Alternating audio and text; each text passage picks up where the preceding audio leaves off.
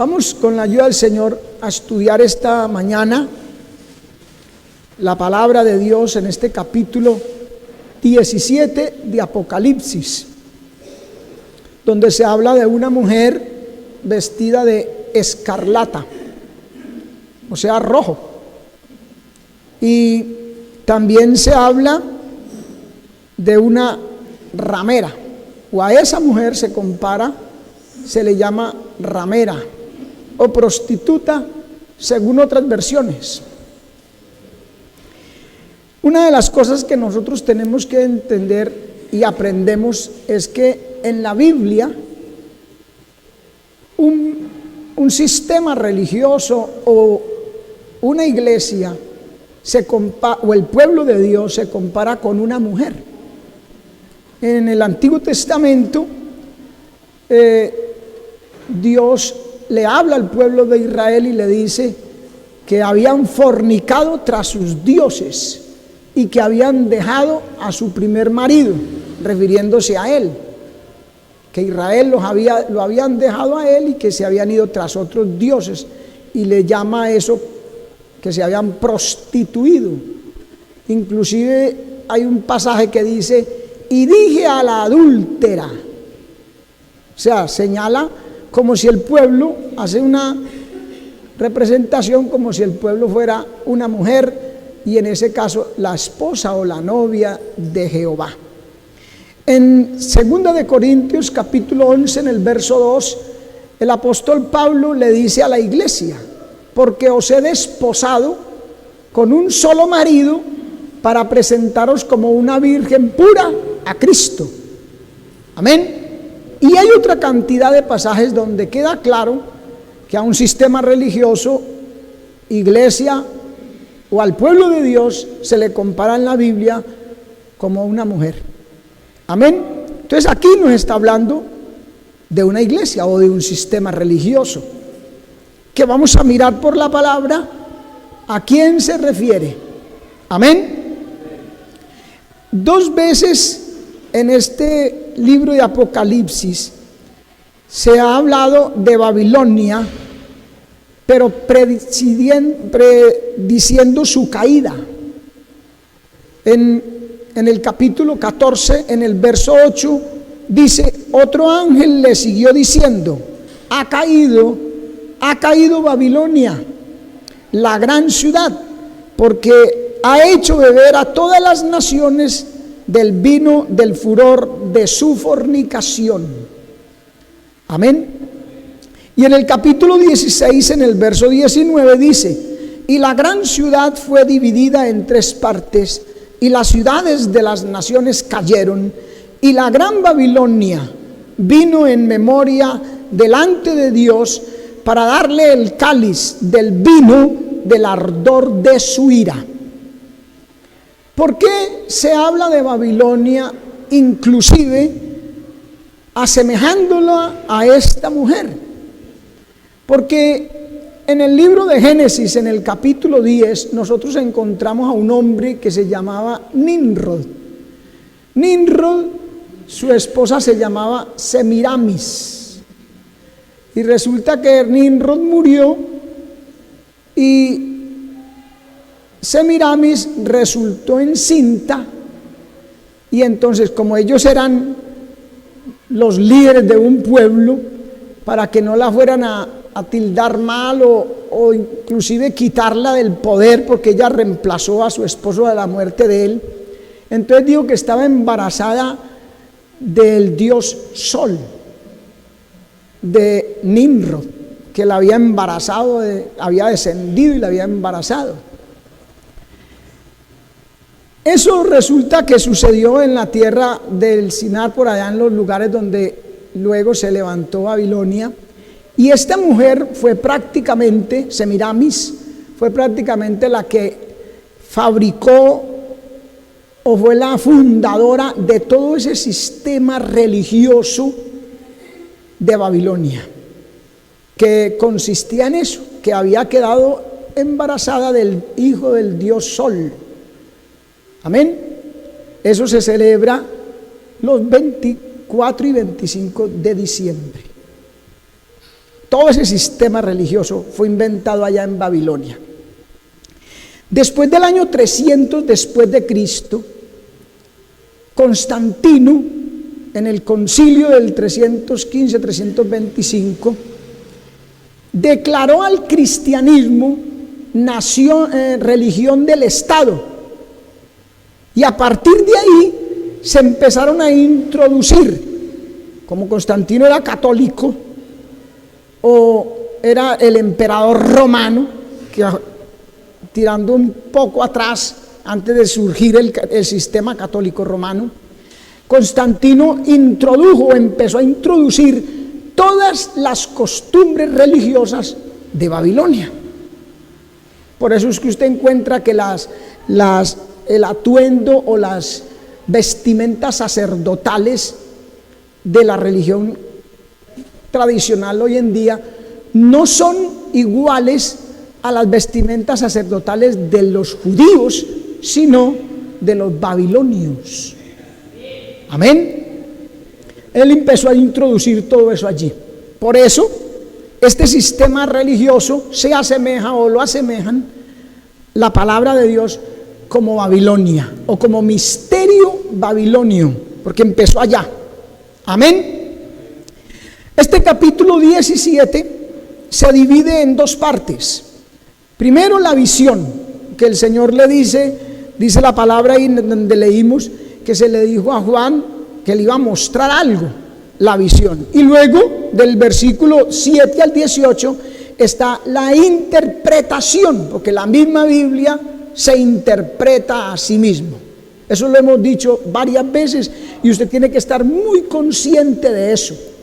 Amén. La primera regla de la hermenéutica. La hermenéutica es la ciencia que estudia la interpretación de la Biblia. Y la primera regla es: la Biblia se interpreta a sí misma. Amén. Por eso Pedro dice que ninguna palabra o ninguna de las profecías de la Escritura es de interpretación privada. Eso le pertenece al mismo Espíritu Santo, que fue quien la inspiró, y por eso es la palabra de Dios. Amén. Entonces vamos a mirar primero la visión. Del verso 1 al 6, dice el versículo 1: vino entonces uno de los 7 ángeles que tenía las 7 copas, porque debemos de entender que esto está en el contexto de la gran tribulación. Amén. La gran tribulación empieza en el capítulo 4 con visiones en el cielo, y el capítulo 6 con visiones en la tierra de Apocalipsis. Empieza prácticamente en el capítulo 4 y termina en el capítulo 19 con la última visión, que fue el pasaje que leyeron hoy. Los primeros versículos dice que le daban gloria a Dios porque había juzgado ¿a quién? A la gran ramera. Amén. Todo ese es el capítulo del 4 al 19, habla de la tribulación que vendrá. Inmediatamente la iglesia sea llevada al cielo, porque la iglesia se va para el cielo. La iglesia no va a pasar por la gran tribulación, porque Apocalipsis 3:10 dice: el Señor le dice a la iglesia: por cuanto has guardado la palabra de mi paciencia, yo también te guardaré de la hora de la prueba que viene, para probar a los moradores de la tierra. Amén. Entonces, en ese contexto es que Juan, el capítulo 17, narra esta visión. Amén. Y usted puede leer que hay 7 juicios, en 3 grupos. 3 grupos de 7 juicios cada uno. Los 7 sellos, las 7 trompetas y las 7 copas de la ira de Dios. Amén. Ángeles que tocan la trompeta como diciendo que se dé el determinado juicio. Lo mismo los sellos. O cuando un ángel derrama la copa es porque está derramando un juicio. Ese es el simbolismo. Entonces dice que vino uno de los 7 ángeles que tenían las 7 copas y habló conmigo diciendo: ven acá y te mostraré la sentencia contra la gran ramera, la que está sentada sobre muchas aguas. Amén. Ahí hay un detalle que usted tiene que mirar, enseguida lo vamos a mirar el que dice que está sentada sobre muchas aguas. Y, ¿cómo puede una mujer sentarse sobre muchas aguas? Se hunde, se ahoga. Si uno lo fuera a interpretar literalmente. Pero no necesita ponerse a la cabeza grande a pensar qué quiere decir eso, porque la Biblia se lo dice. Amén. La gran ramera, este título se le aplica a Babilonia en los versos 1, 5, 15 y 16. Usted lo puede mirar ahí en su Biblia, capítulo 17, el verso 1, el 5, el 15 y el 16. Pues el 1 ya lo acabamos de leer. Se le aplica ese título a la gran ramera.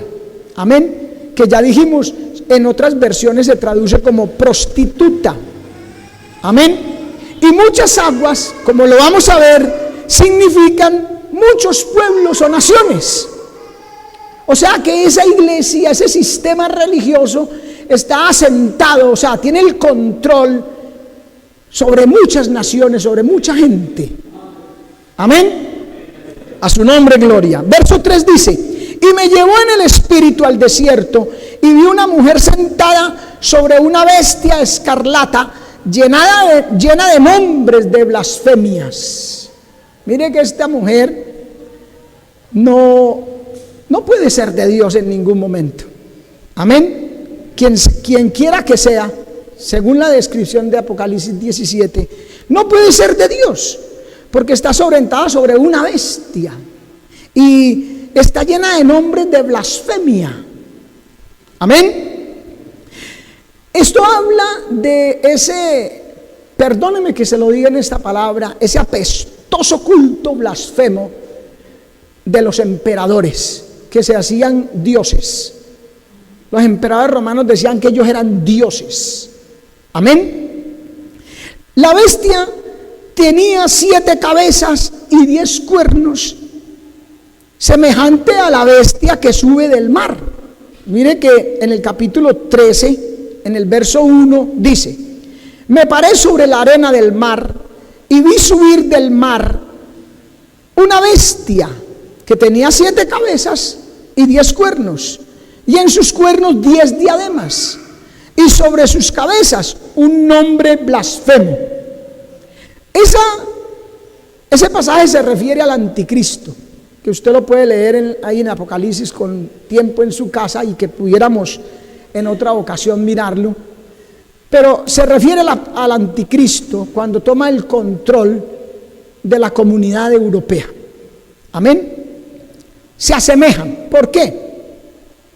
Porque detrás de cualquier sistema religioso blasfemo va a estar el enemigo, va a estar el diablo, el dragón, la serpiente antigua que se llama diablo y Satanás. Que el Señor lo reprenda. Amén. La mujer estaba esplendorosamente vestida de púrpura y escarlata. Amén. ¿Quién me puede decir a quién representan esos colores? Si sabe. ¿Dónde es que se ven? En la vestimenta romana de los cardenales y de todo. Usted ve una posesión allá de esas cosas que a veces las pasan por las noticias, y ese es el color predominante allí. Amén. Vestiduras rojas de los cardenales católicos romanos.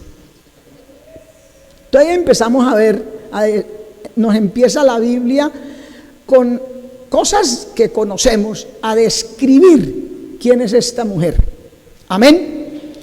Dice que la mujer estaba adornada de oro, piedras preciosas y de perlas, usadas por las prostitutas. Esas cosas las usaban las prostitutas en el ejercicio de su comercio, vendiendo sus cuerpos, como lo señalan muchos escritores romanos de la época. Usted puede consultar libros de la época del Imperio Romano, que fue bastante extenso, prácticamente Occidente hasta el año 476 después de Cristo, y el Occidente, el oriental, Constantinopla, hasta el año 1300 aproximadamente. Entonces, eso está documentado, no son ideas de uno. Y tenía en la mano un cáliz de oro lleno de abominaciones. Tremendo, man. Los cultos y vicios de la vida romana, de la inmundicia de su fornicación con las naciones del mundo. Todos sabemos cuál es el sistema religioso que tiene como emblema y como símbolo y usa el cáliz, ¿cierto? Todos sabemos. A su nombre gloria. Verso 5 dice: y en su frente un nombre escrito, un misterio. Ya dijimos por qué misterio. Babilonia la grande, la madre de las rameras, porque allá fue donde nació eso, se fundó ese sistema, y de las abominaciones de la tierra. Así acostumbraban las prostitutas romanas llevar sobre su frente un nombre escrito. No ese, pero las prostitutas romanas llevaban algo escrito en sus frentes. Entonces, así como se asemeja esta mujer, la ve Juan con ese rótulo en la frente: Babilonia la grande, la madre de las rameras y de las abominaciones de la tierra. Amén. A su nombre gloria. El término misterio indica que hay un simbolismo. La mujer sobre la bestia representa o es un sistema religioso. Recordemos que en la Biblia el pueblo de Dios, ya lo dijimos, una iglesia, se compara con una mujer. Y Babilonia es un nombre para la ciudad que ahora es señora del mundo en el aspecto religioso. La identificación de Babilonia es con Roma. Entre los cristianos de aquel tiempo, Babilonia se empleaba como nombre místico de Roma. Así como Dios mismo en la palabra compara a Jerusalén y a Judá, a Israel y a Judá, los compara con Sodoma y Gomorra por su pecado. Lógico que ni Judá ni Israel eran Sodoma y Gomorra, pero Dios los compara y le dice que la una es Sodoma y la otra es Gomorra, pero por su pecado y por su maldad. Amén. Entonces, así mismo, esas comparaciones surgen de esas razones. Capítulo 17, verso 6 dice: y vi a la mujer ebria de la sangre de los santos y de la sangre de los mártires de Jesús. De los mártires, de la sangre de los mártires de Jesús, de los santos de Jesús, el verdadero pueblo de Jesús. Esta mujer la vio Juan ebria de la sangre del pueblo de Dios. Y cuando la vi, quedé asombrado con gran asombro. Amén. Hasta ahora, claro. La idea de embriagarse con sangre era familiar a los escritores romanos. Era como un simbolismo, una representación. Las exhibiciones de los gladiadores. Usted sabe que en ese tiempo estaban las peleas de gladiadores y era deseo, o era el deseo del emperador y del que organizaba todas esas peleas de gladiadores, que uno de los dos tenía que morir. O sea, no era una pelea donde algún árbitro decía: este ganó porque dio más espadazos o porque quién sabe qué, sino que ganaba el que quedaba vivo. Y eso nos está hablando del recreamiento, del regocijo de las multitudes que elaboraban o organizaban estos eventos, de la sangre, de ver la sangre derramada. Amén. Eso en cuanto a lo literal. Pero ya vimos que la figura de embriagarse no es que se tomaran la sangre de los mártires, ni mucho menos, y que quedaban borrachos, pero era como si se embriagaran cuando veían la sangre derramada de los mártires de Jesús, así como cuando veían derramada los mártires o los gladiadores que morían. Entonces su sangre era la satisfacción del pueblo, de los espectadores. Amén. Esa es la visión. Eso fue lo que Dios le mostró a Juan. El ángel que tenía una de las copas lo llevó y le mostró la visión. La interpretación del verso 7 al 18. Verso 7. Y el ángel me dijo: ¿por qué te asombras? Yo te diré el misterio de la mujer. Aleluya. Amén. El ángel le dijo: yo te diré el misterio de la mujer y de la bestia que la trae, la cual tiene las 7 cabezas y los 10 cuernos. Amén. Y el verso 8 dice: la bestia que has visto era y no es, y está para subir del abismo e ir a la perdición. Empieza a explicarle quién es esa bestia. Amén. Note bien, está la mujer y está la bestia que la lleva. Juan pensaba en el anticristo, obviamente, quien emerge del abismo por disposición de Satanás. Porque mire que dice: la bestia que has visto, la bestia. Y si usted mira el Apocalipsis, desde el capítulo 4 hasta el 19, que es el periodo de la tribulación, se habla por todas partes de una bestia, que la Biblia lo identifica como el anticristo. Amén. Y aquí dice: la bestia que has visto era y no es, y está para subir del abismo e ir a la perdición. Amén. A su nombre gloria. Primera de Tesalonicenses capítulo 2 verso 9 dice: inicuo, refiriéndose al hombre de pecado, al hijo de perdición. Si usted lee versículos anteriores, se va a dar cuenta que el Señor, el apóstol Pablo, inspirado por el Espíritu Santo, está hablando de un personaje que se va a manifestar, y dice: inicuo, cuyo advenimiento es por obra de Satanás, con gran poder, señales y prodigios mentirosos. Amén. O sea que es por advenimiento de Satanás, es por voluntad de Satanás. El diablo hace que aparezca en escena, que emerja del abismo. Amén, hermano. A su nombre gloria. Mire, el capítulo 17 en el verso 9 nos dice: esto para la mente que tenga sabiduría. Las 7 cabezas son 7 montes sobre los cuales se sienta la mujer. Sigue identificando. Primero, la bestia que trae a la gran ramera es el anticristo. Amén. Y después dice: esto para la mente que tiene sabiduría. Las 7 cabezas que ven esa bestia, dice, son 7 montes sobre los cuales se asienta la mujer. La mujer está sentada sobre la bestia, pero resulta que la bestia está aquí señalada por 7 montes, 7 cabezas. Amén. Pero que dice 7 montes. Aleluya. Esto es una clara referencia a Roma. ¿Por qué? Los mismos poetas, usted encuentra muchos poetas en la literatura secular que dan loores a la llamada ciudad de las 7 colinas.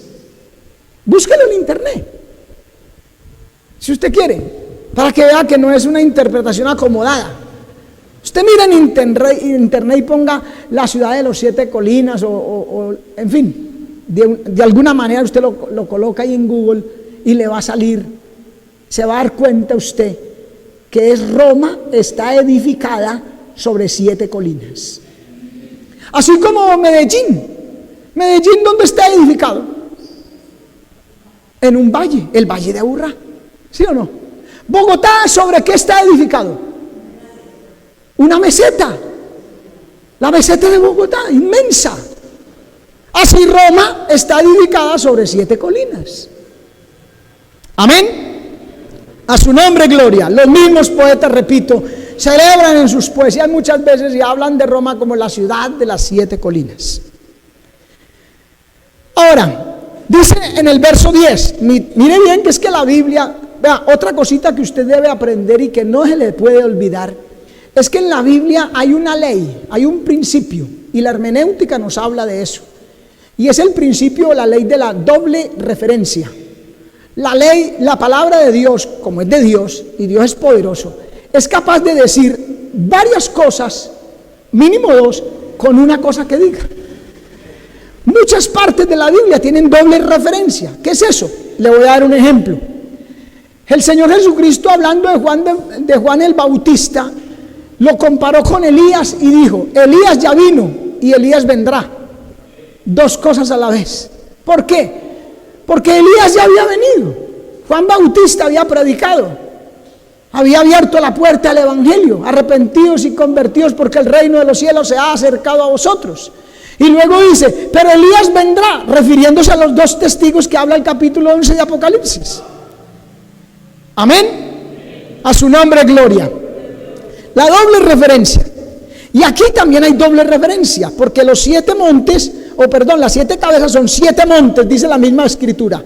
Pero en el verso 10 dice: pero estas 7 cabezas representan también representan 7 reyes. 5 de ellos han caído, uno es, y el otro aún no ha venido. Y cuando venga es necesario que dure poco tiempo. Note bien, 7 reyes. Dice Juan: 5 han caído, ya no estaban. Uno es, en el momento que Juan está escribiendo su profecía, había un reino, un poder, un imperio allí todavía. Y el otro aún no ha venido. Claro que no. Amén. ¿Me entiende?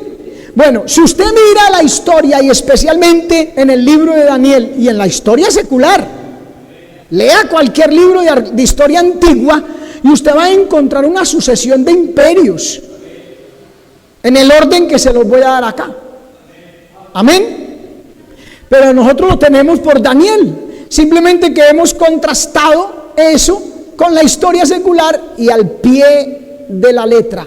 En esa figurita que usted ve allí, de aquel personaje cruzado de brazos, ahí están algunos de esos imperios, que si usted quiere después del culto se arrima y lee. Al lado izquierdo está la representación de la imagen, que es la misma visión y profecía que Daniel escribe en el capítulo 2, y al lado derecho está la visión que Daniel da en el capítulo 7, que son 4 bestias terribles. Amén. 5 de ellos han caído, ya no eran en el tiempo de Juan. ¿Cuál era el imperio en los días de Juan? Roma. ¿Sí o no? El emperador romano mandó a crucificar a Cristo, Poncio Pilatos, ¿verdad? Era Roma. Pero antes de Roma, ¿cuáles fueron? Usted puede mirar tranquilamente. Estaba Egipto, Asiria, que Egipto sabemos que allí estuvo cautivo el pueblo de Israel durante 400 años y que Dios lo sacó por mano de Moisés. Eso lo leemos en la palabra de Dios. Amén. Los imperios enemigos de Israel. Miren, Egipto. Asiria fue el imperio que se llevó cautivo a Israel del norte, se los llevó para Asiria. Babilonia fue el imperio que se llevó cautivo a Judá o a Israel del sur para Babilonia.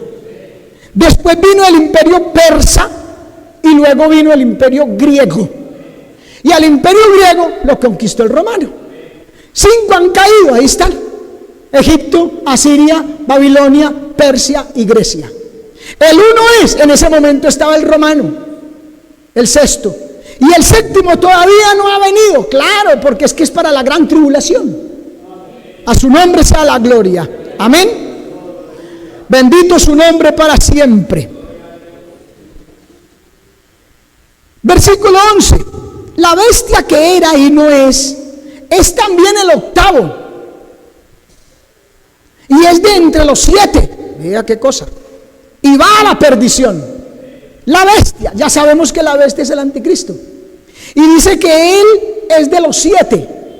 Claro, porque en la gran tribulación es que se va a manifestar o se va a consolidar como imperio la hoy existente ya. Comunidad Europea, que ya hace muchos años venimos escuchando que en Europa hay una confederación de naciones que se llama, en un principio se llamó Mercado Común Europeo y luego se llamó la Comunidad Europea. Tienen un mismo pasaporte, tienen una misma moneda que es el euro y tienen un mismo consejo, como dice la Biblia. Esa confederación de naciones es la que conformará, porque esas mismas naciones que conformarán o conforman la Comunidad Europea son las mismas que conformaban el Imperio Romano antiguo, solo que con otros nombres, porque en el transcurso de la historia algunas de esas naciones han cambiado de nombre. Amén, pero son las mismas. Y de esa confederación de naciones es que el anticristo va a tomar el control, porque la misma Biblia dice que le darán el poder y autoridad a la bestia. Amén. Entonces, ¿qué nos está diciendo este versículo 10? El 11, que la bestia que era y no es también el octavo. ¿Por qué? Porque cuando ya él toma el control de la Comunidad Europea o Roma revivido, el séptimo imperio, él va a derrotar 3 de esos reyes y él se va a autonombrar, establecer como el imperio en sí. A él le tienen que hacer caso todos ellos. Entonces va a ser como el octavo, como si fuera un octavo imperio. Por eso lo dice ahí, el octavo, pero que es de entre los 7, porque emerge de los 7 y va a la perdición. Claro, hermano, en el capítulo 19 leyeron que el anticristo fue lanzado al lago de fuego y azufre. Él sale del abismo para ir a la perdición, al abismo nuevamente, hermano. Amén, porque a Dios nadie le gana. Amén. A su nombre sea la gloria. Ese octavo lo identificamos en Apocalipsis y lo identificamos en el libro de Daniel. En el libro de Daniel se conoce como el cuerno pequeño. Y miremos, Daniel 7:8 dice: mientras yo contemplaba los cuernos, porque la bestia esa espantosa tiene 10 cuernos, las 10 naciones. Esa bestia que es Roma, en la tribulación será el mismo imperio, solo que revivido. Los mismos 10 cuernos, mire. Y aquí que otro cuerno pequeño salía entre ellos. Un cuerno pequeño salía entre ellos. Y delante de él fueron arrancados 3 cuernos, ¿vio? Derrota a 3 naciones, las arranca de la comunidad del imperio. ¿Razones? No sabemos. Amén. Ya eso lo sabe Dios. ¿Por qué y cuándo? 3 cuernos de los primeros. Y aquí que este cuerno, mire que lo identifica, aunque es como un imperio que emerge de los otros, pero lo identifica la Biblia como hombre. Y por eso sabemos que es la bestia, mire. Y aquí que este cuerno tenía ojos como de hombre y una boca que hablaba blasfemias. Amén. El blasfemo. Él es el blasfemo, hermano. A su nombre de gloria, que se levanta, segunda de Tesalonicenses nos dice, se levanta contra todo lo que se llame Dios o es objeto de culto. Él odia a Dios y por ende al pueblo de Dios, al pueblo judío, a los judíos, a los israelitas. Él es enemigo acérrimo, porque el diablo es enemigo de Dios. Que el Señor lo reprenda. Por eso usted no puede tener ninguna relación con cualquier cosa que sea de este sistema, hermano, porque son enemigos de Dios. Amén. El anticristo que sale de entre los imperios ya conformados en la tribulación, cuando él será el gobernante absoluto y se constituye a sí mismo como un imperio, pero tenía ojos y boca que blasfemaban, lo que lo hace hombre. Identifica que no es un imperio como tal, sino un hombre que gobernará ese imperio romano revivido. Amén. Por eso la Biblia dice que se le ha dado poco tiempo. Solo 7 años tendrá el anticristo. Los cuernos que figuran en esta bestia son los 10 cuernos del imperio romano revivido. en la tribulación, o, como ya sabemos, la Comunidad Europea. Capítulo 7, verso 7 de Daniel dice: después de esto miraba yo en las visiones de la noche, y aquí la cuarta bestia. Ahí nos está mostrando la cuarta bestia. Mire, espantosa y terrible, en gran manera fuerte, la cual tenía unos dientes grandes de hierro, devoraba y desmenuzaba, y las sobras hollaba con sus pies, y era muy diferente de todas las bestias que vi antes de ella, y tenía 10 cuernos. ¿Ve? Amén. Esa cuarta bestia, repito, es el Imperio Romano, muy bien identificado en la profecía de los tiempos de los gentiles. Algunos ya la hemos estudiado, otros pueden estudiarla. Ahí hay un pequeño resumen. Amén. Los tiempos de los gentiles, o sea, el tiempo que Dios le da a los gentiles para que tomen la supremacía a nivel mundial. Y es lo que está sucediendo hoy en día. Israel todavía no cuenta en el panorama profético de Dios. Amén. Son los gentiles.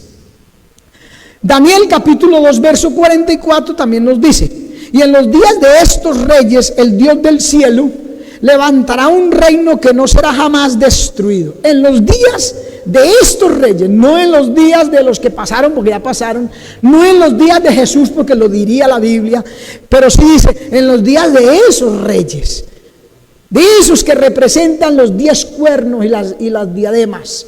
Amén. El Dios del cielo levantará un reino, oiga hermano, que no será jamás destruido, ni será el reino dejado a otro pueblo. Desmenuzará y consumirá a todos estos reinos, aleluya, pero Él permanecerá para siempre, aleluya. Ustedes lo leyeron ahorita en el capítulo 19, hermano, al comenzar el culto, que venía el Señor Jesucristo con la iglesia y con sus santos millares de ángeles, y le hizo guerra al anticristo y a las naciones. Se llama el juicio de las naciones en el valle de Jezreel, la batalla de Armagedón, donde Dios va a destruir, el Señor Jesucristo va a destruir al anticristo y al falso profeta, y lo va a lanzar al lago de fuego. Amén.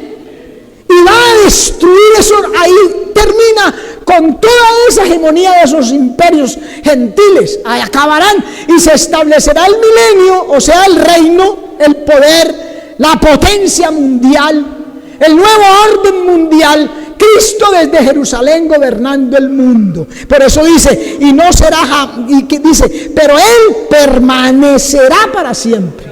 A su nombre gloria, hermano. Amén. En los días de esos reyes, el Señor Jesucristo se levantará y los destruirá. Amén. A su nombre. Verso 12 dice: y los 10 cuernos que has visto son 10 reyes. Miren que Daniel también lo dice, que son reyes, que son naciones que formarán ese imperio, que aún no han recibido reino. Claro, Daniel capítulo 7 verso 2 está diciendo: no han recibido reino, todavía no, esos van a recibir. Inclusive aquí también hay doble referencia, porque cuando Daniel está escribiendo, Roma todavía no había sido potencia. Daniel está profetizando en los días del imperio persa. Todavía falta que termine el imperio persa y luego el imperio griego, para que Roma controle el mundo, para conformarse el imperio romano. Entonces todavía es futuro para Daniel, y todavía más lejano ese futuro si hablamos del imperio romano revivido, que es en la tribulación. Amén. A su nombre gloria, amén. No han recibido reino, y dice aquí, pero por una hora recibirán autoridad como reyes juntamente con la bestia. ¿Sí ve? Aleluya. Las 10 naciones que conforman el imperio romano antiguo volverán a conformar el imperio romano revivido, o comunidad europea actual. Y eso de que recibirán autoridad por una hora, es una forma de decir por poco tiempo. Amén. Usted sabe que en la Biblia también se habla de un año como tiempo, 2 años tiempos en plural y medio tiempo, medio año. Tiempo para el Señor puede ser 1000 años como un día como 1000 años, o 1 hora, 7 años, lo que sea. Es una forma de decir que van a recibir ese poder por poco tiempo. Amén. Los 7 años de tribulación gobernados por la bestia, por el anticristo, a su nombre. Verso 13, estos tienen un mismo propósito y entregarán su poder y su autoridad a la bestia. ¿Ve? La comunidad europea en este momento es una comunidad, tienen un mismo pasaporte, tienen un mismo consejo, tienen un mismo propósito, una misma moneda, pero son 10 naciones todavía. Pero cuando venga el anticristo le van a entregar el poder y autoridad a la bestia y se va a conformar un imperio. Amén. Verso 14, pelearán contra el Cordero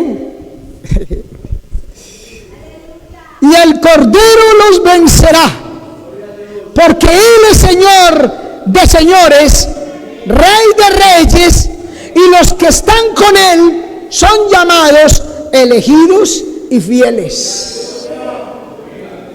Pelearán contra el Cordero, claro, es que el diablo es osado. Él no se da el dolor. Amén, él todavía tiene aspiraciones maquiavélicas. Él desde hace mucho tiempo dijo: subiré a lo alto donde está el trono de Dios, allá en las estrellas estableceré mi trono y seré semejante al Altísimo. ¡Ja! Como decía el hermano Ortiz, su loca pasión, ser adorado como Dios. En esos tiempos el Señor le dijo: con tu música a otra parte. Aleluya. Amén. Lo sacaron del cielo, lo echaron, y con él la tercera parte de los ángeles que se reunieron, que se rebelaron contra Dios. Amén, hermano. Porque esa es la loca pasión del que lo adoren.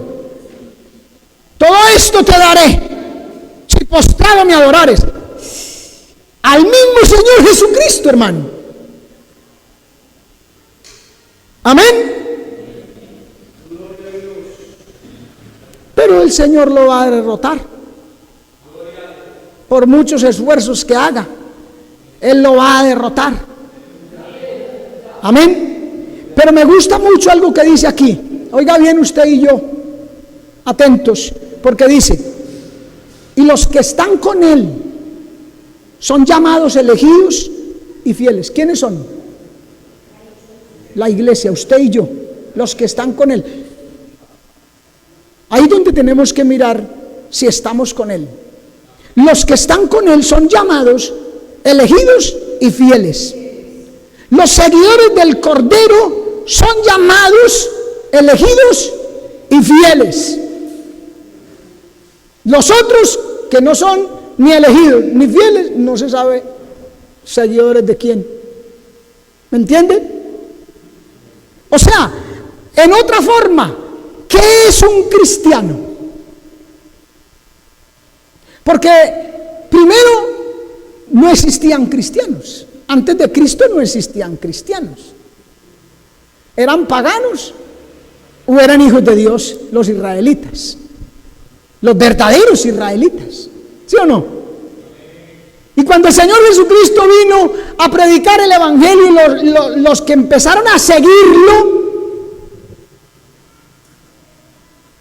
se identificaron con Él de tal manera, en su forma de hablar, de conducirse, de vivir, hasta de vestir, que su forma ya los identificaba con Él. Por eso que aquella mujer le dijo a Pedro: tú eres uno de ellos, porque tu forma, tu vestir, tu habla te descubre, tú eres uno de ellos, ¿sí o no?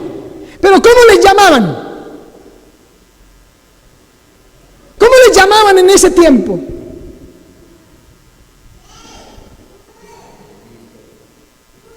La sangre de Cristo tiene poder, hermano. ¿No saben? Discípulos. Eso está en los evangelios por toda parte, los discípulos de Jesús, los discípulos de Jesús, los discípulos de Jesús. Los llamaban discípulos. Pero Pablo, estando predicando por allá en Antioquía de Siria, nos dice la palabra de Dios que allá en Antioquía de Siria a los discípulos de Cristo los empezaron a llamar cristianos. ¿Por qué? Porque tenían el mismo porte y comportamiento del Señor Jesucristo. Pequeños Cristos. Aleluya. Elegidos y fieles. Esos son pequeños Cristos. Estos son copias de Cristo. ¿Qué cuento de discípulos? Eso déjeselo a Sócrates, a Platón y a todos esos filósofos que tenían sus discípulos. Ya no. Estos son cristianos. ¿Qué es un cristiano? Aquí no lo está diciendo. Uno llamado por Dios para salvación. Primero que todo, Dios lo llama para salvación. Entonces aquí es donde nosotros nos empezamos a preguntar, ¿soy llamado por Dios?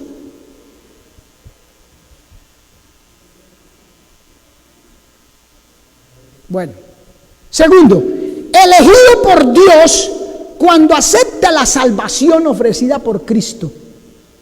Él murió en la cruz por nuestros pecados. Y si yo digo, Señor, lo creo que tú diste tu vida por mí en la cruz, perdóname mis pecados, límpiame con tu sangre derramada ya en la cruz por mis pecados. Entonces, cuando yo acepto esa salvación ofrecida por Cristo en la cruz de manos abiertas, hermano, entonces entro a ser elegido de Dios. Amén. Y tercero, es fiel en la obediencia a su llamado. Fiel a la palabra, fiel a lo que Cristo dice y enseña, todo. Así dice la Biblia. Con Él están los que son llamados, elegidos y fieles. A su nombre.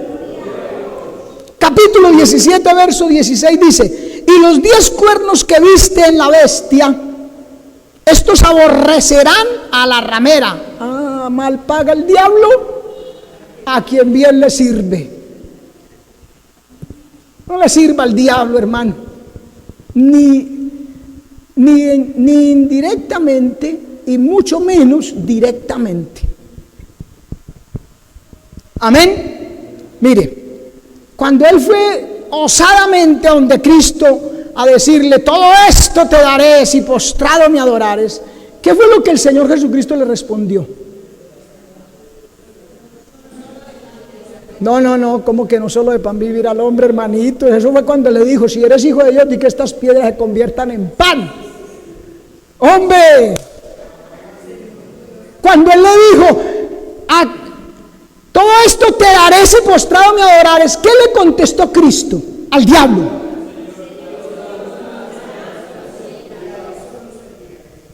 El diablo le tiene que servir a Dios.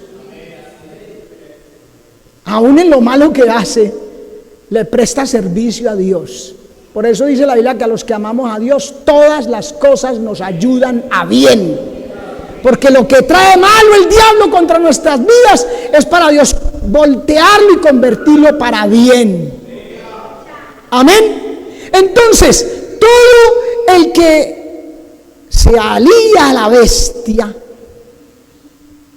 al diablo, le sirve al diablo. Amén. Mal paga el diablo a quien bien le sirve. No le sirva. Mire bien que lo que usted habla o hace no le esté sirviendo al diablo, hermano, directa o indirectamente. A su nombre, gloria. Amén.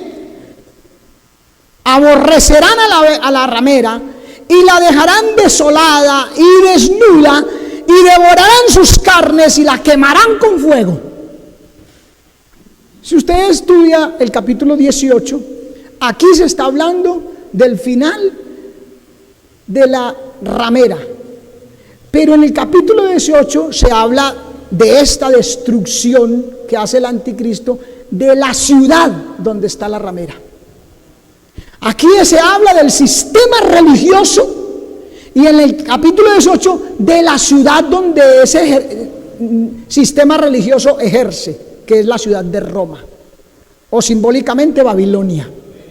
Amén. Porque ahí dice que la van a dejar desolada, desnuda, y devorarán sus carnes y la quemarán con fuego. Y en el capítulo 18 dice literalmente que los magnates y los poderosos de la tierra que comerciaban en esa ciudad, que traficaban almas de hombres, la verán de lejos el humo que sube y dirán: ¿qué ciudad era como esa? ¿Y cómo es posible que la hayan destruido? Amén. Aleluya. Pero ¿cuál es la razón para que los 10 cuernos la aborrezcan? Pues una de ellas, ya dijimos, el anticristo se levanta contra todo lo que se llame Dios o es objeto de culto. Y aunque esa no tiene nada de Dios allá, pero habla de Dios. Amén. Camufladamente, para poder esconder su hechicería, sus hurtos, sus maldades, pero habla de Dios. Bueno, esa es una de las razones. Pero mire lo que dice el verso 17. Porque Dios ha puesto en sus corazones. ¿En cuáles corazones? En los de esos 10 reyes. El ejecutar lo que Él quiso. ¿Vio? Que el diablo le tiene que servir a Dios. Lo que Él quiso hasta que se cumplan las palabras de Dios. Todo lo que está escrito tiene cumplimiento. No sea como los creyentes en los días de Pedro que decían: el Señor tarda su promesa. Eso es mentira, vea, yo ya llevo, hay gente que lo dice, yo tengo 30 años de convertido y desde que me convertí, Cristo viene pronto, a ver dónde ha venido. Ay, qué necio insensato. Amén. Bueno, hay que dejarlos también, pero la palabra de Dios se cumple. El mismo Cristo dijo: todo lo que está escrito de mí tiene cumplimiento. Amén. Alabado sea Dios. Lo que Él quiso. Dios parece, hermano, en este momento como no hacer nada. Hay gente que dice: no, es que si Dios viene aquí me hablan, ahí sí me convierto a Cristo. No. Se cae patas arriba muerto. A mí me daría, uy, Dios mío, que un muerto le aparezca a uno. Y si uno no oye a Moisés y a los profetas, ¿qué fue lo que dijo Abraham? Tampoco se persuadirán aunque alguno se levantare de los muertos. Amén. Dios en este momento parece no hacer nada, pero Él obra justicia, hermano, a su tiempo. Mire que aquí colocó en el corazón de hacer juicio, y ya lo leímos en el capítulo 19 al comienzo, cuando dice: ha juzgado la gran ramera. Y mire el capítulo 6, verso 9, lo que dice: cuando Él abrió el 5º sello, vi bajo el altar las almas de los que habían sido muertos por causa de la palabra de Dios y por el testimonio que tenían. Y clamaban a gran voz diciendo: ¿hasta cuándo? Le decían las almas de los que habían sido decapitados, que murieron por causa de la palabra. Mire: ¿hasta cuándo, Señor santo y verdadero, no juzgas y venga nuestra sangre en los que moran en la tierra? ¿Y qué fue la respuesta? Amén. Esperen un momentico,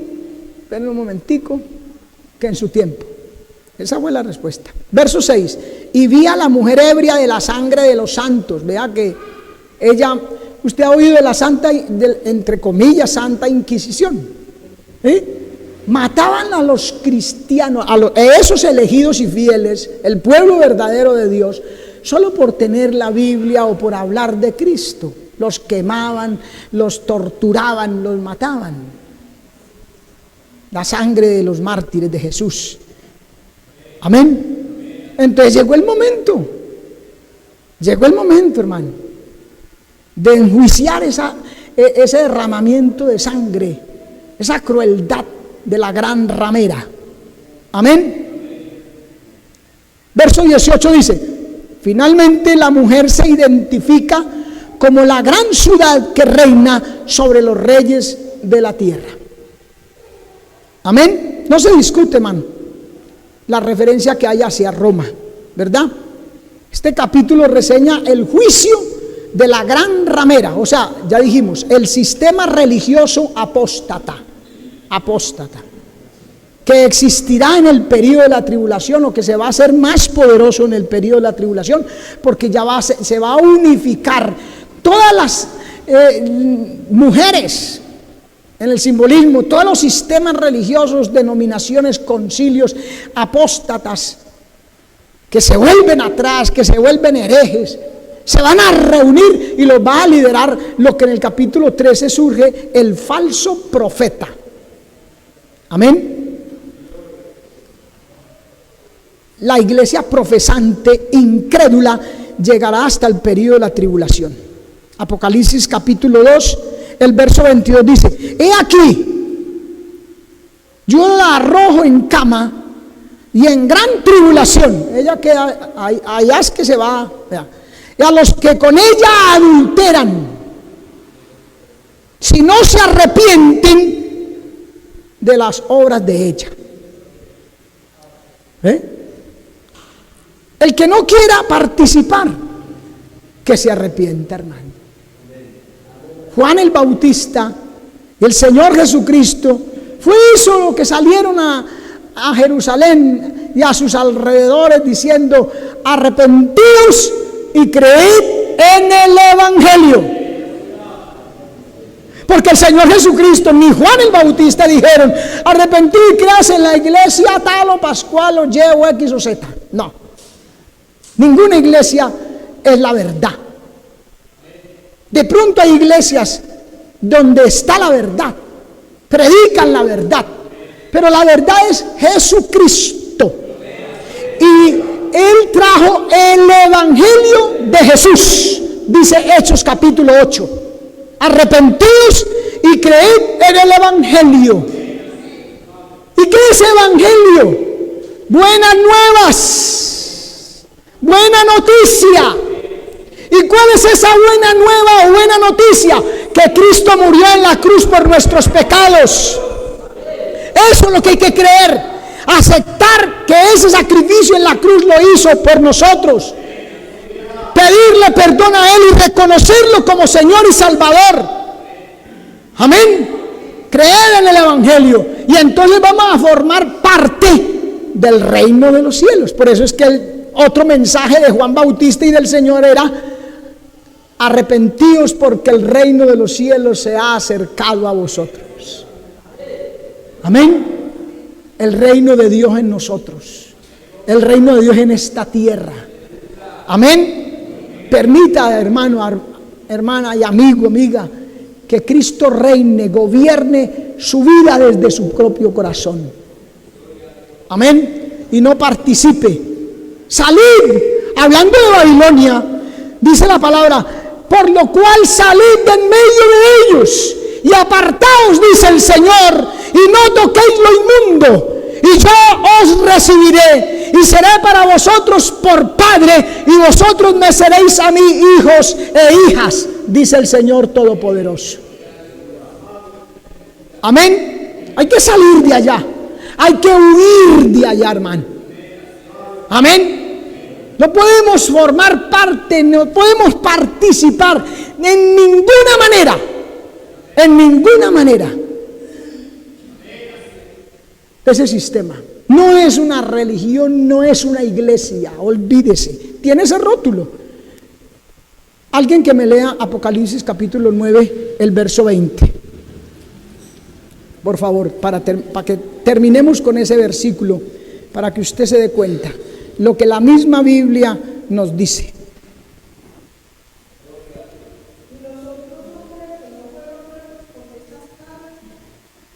Sí, siga. Ese es.